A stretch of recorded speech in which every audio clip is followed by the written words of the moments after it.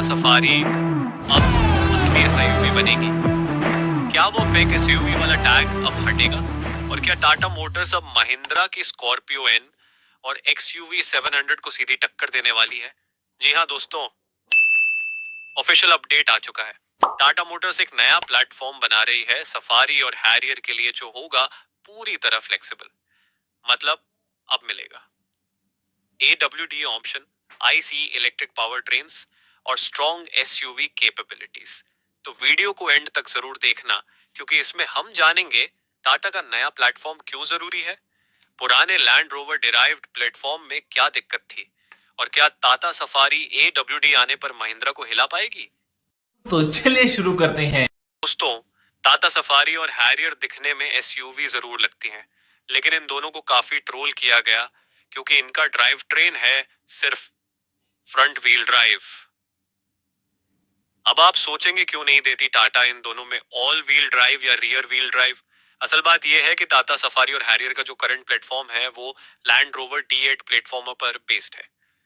टाटा ने इसे अपनी भाषा में नाम दिया ओमेगा आर्क। अब लैंड रोवर D8 बहुत कैपेबल आर्किटेक्चर है, लेकिन टाटा ने जब इसे अडेप्ट किया तो कई चीजें सिंप्लीफाई कर दी ताकि कॉस्ट कंट्रोल हो सके।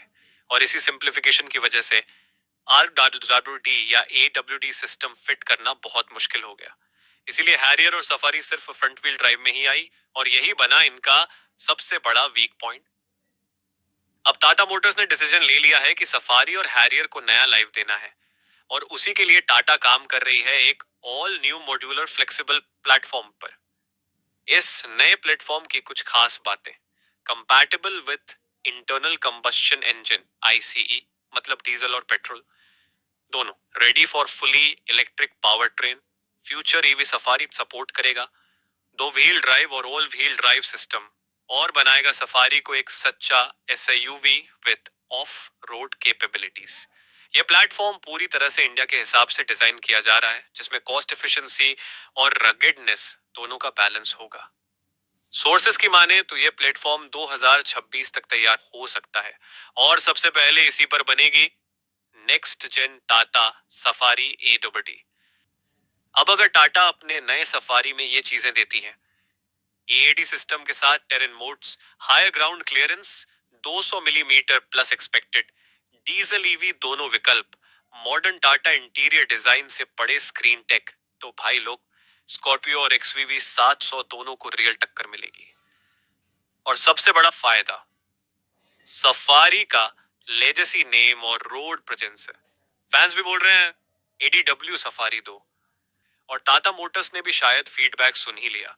अब वो AWD कंपैटिबल आर्किटेक्चर पर काम कर रही है। मतलब जो हमने सोचा वो अब सच में होने जा रहा है।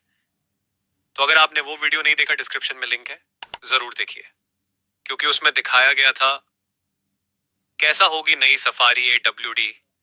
अब सवाल आप सभी से, क्या आप सफारी को एक बार और मौका देंगे अगर वो AWD में आए?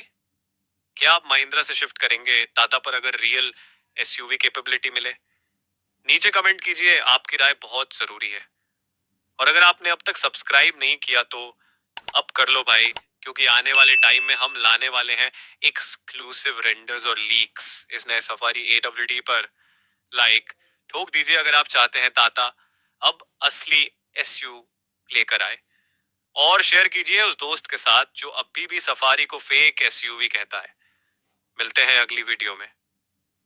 टाटा का नाम अब सिर्फ दिखावे तक सीमित नहीं रहेगा, अब वो असली SUV गेम में उतरने को तैयार है। और keep driving with drive line reports. मिलते हैं अगले वीडियो में, तब तक के लिए ड्राइव सेफ, स्टे ट्यून और टेक केयर। जय हिंद।